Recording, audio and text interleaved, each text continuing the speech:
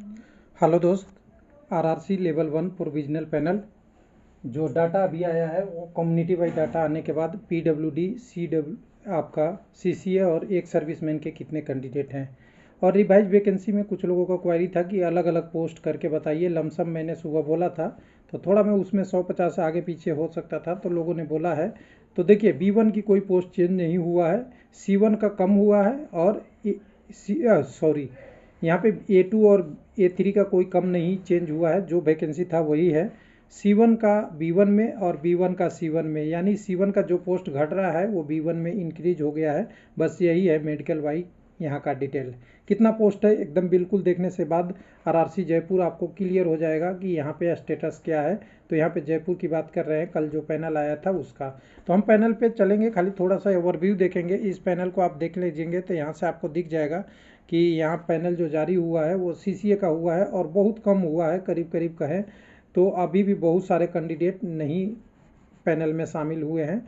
तो कुछ लोगों का कहना है कि नहीं शामिल हुए हैं वो अब्सेंट है क्या। तो देखिए वो अब्सेंट नहीं है, उनमें से बहुत सारे कैंडिडेट का डॉक्यूमेंट का इशू है और किसी का मेडिकल एग्जामिनेशन का भी इशू है और किसी का और टेक्निकल इशू है जिसके कारण से होंगे। हाँ, अब्सेंट भी उसमें कुछ होंगे जो नॉर्मल कैंडिडेट को पोस्ट मिलेगा सीसीए वाला। कुछ लोग बोल रहे हैं कि अगर कोई नहीं होता है तो जब उनका फाइनल स्टेटस आएगा उसके बाद सीसीए वाला पोस्ट नॉर्मल कैंडिडेट को मिलेगा। एक सर्विसमैन वाला तो मैक्सिमम मिल ही चुका है, पीडब्ल्यूडी के सीट किसी को नहीं मिलेगा, ये ध्यान रखिएगा।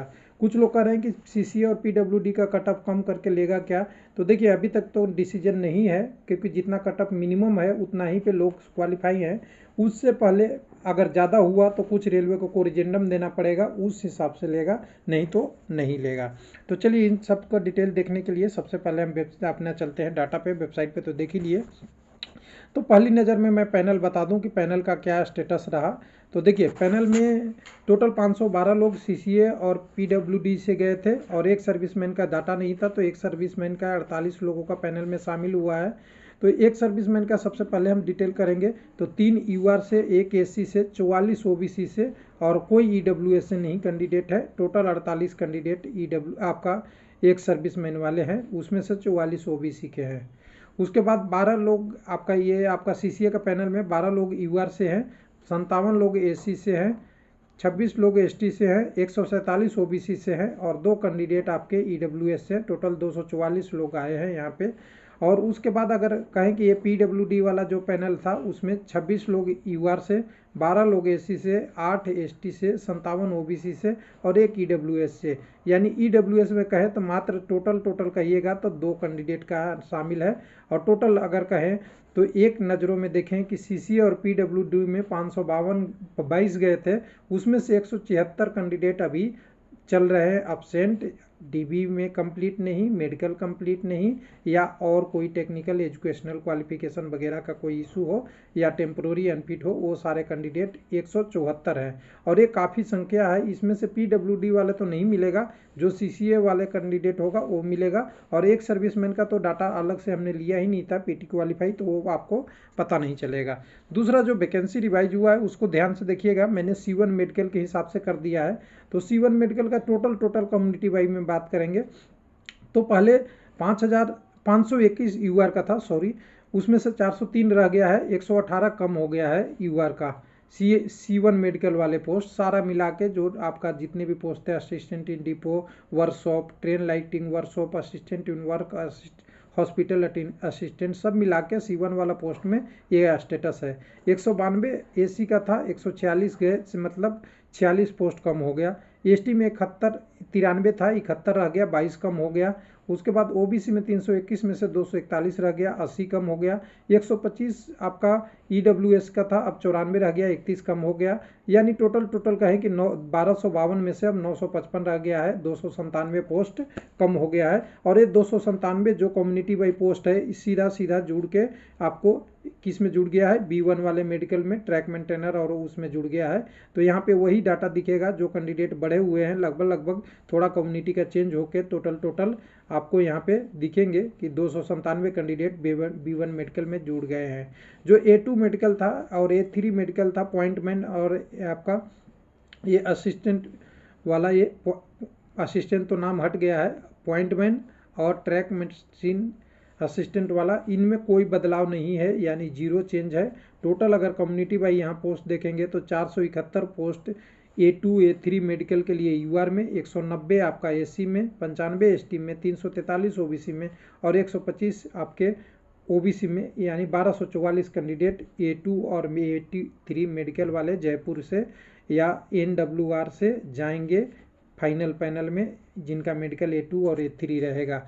उसके बाद B1 वाले मेडिकल में अब कितने पोस्ट रह गए टोटल, तो अब देखिएगा यूआर में टोटल अब हो गए 1228, 478 आपके एससी में, 228 एसटी में, 809 आपका ओबीसी में और ईडब्ल्यूएस में 307, यानी 3050 सीटें आपका B1 मेडिकल के लिए है। तो B1 मेडिकल आपका है तो आपके लिए खुशखबरी। कुछ लोग कह रहे हैं B2 मेडिकल है तो क्या होगा, तो B2 इक्विवेलेंट टू C1 हो गया है, B2 का कोई पोस्ट नहीं है, इसलिए आपको C1 मेडिकल वाला ही मिल सकता है, B2 का कोई नहीं है। नहीं तो आप री अपील करेंगे, B1 में आ जाएंगे तो आपके लिए बढ़िया है। उसके बाद अगर कुछ लोगों का कमेंट है कि C2 का कोई पोस्ट है क्या, तो वो कह दूं कि कोई पोस्ट नहीं है। यहाँ पे C2 मेडिकल है तो आपको अपील ही करना पड़ेगा, क्योंकि यहाँ पे कोई पोस्ट बचा हुआ नहीं है। उसके बाद आपका ये CCA वाले का हॉरिजॉन्टल रिजर्वेशन वगैरह वाला पोस्ट करेंगे तो 1000 यूआर में है, 1049 पोस्ट है। उसमें से तो बहुत सारे एक सर्विसमैन क्वालिफाई नहीं किए हैं और 1049 CCA और इतना ही आपको एक सर्विसमैन का था, दोनों मिला के। तो इसमें से तो CCA में तो 500 से कम ही लोग क्वालिफाई हुए थे, तो ये 500 मिला पहले ही, और एक सर्विसमैन के मात्र 48 हैं तो और मिला। और कुछ लोग जब सेकंड DB आए, सेकंड पैनल आएगा उसमें भी कुछ लोग होंगे।